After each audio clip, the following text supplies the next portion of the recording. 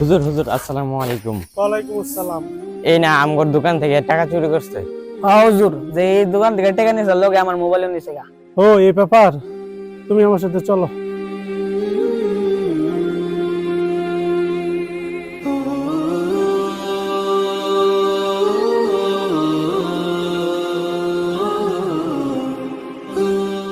আচ্ছা, তুমি যে চুরি করো, আচ্ছা বলো তো, ওই কবরটা কার?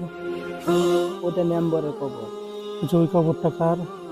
ওটা চেয়ারম্যানের কবর। আচ্ছা এই দুই কবরের মাঝখানে যদি তোমাকে কবর দেওয়া হয়, ওই সময় জনগণ ওটা কার কবর বলবে বলো তো? এটা বলবে কি জানো, তুমি এটা মন্টু চোরার কবর। ওই দুনিয়াতে তুমি চোর, মানে মরার পরও চোর। ঠিক আছে, তুমি দুনিয়াতে যেরকম তুমি মনে করো যে মানুষের কাছে সম্মান পাইলে না, মরার পরও তুমি কিন্তু সম্মান পাবা না। ঠিক আছে, অতএব তুমি চুরি করো না। তুমি আজ থেকে 5 ওয়াক্ত নামাজ পড়বা, রোজা রাখবা, আর ভালো মানুষ হবা।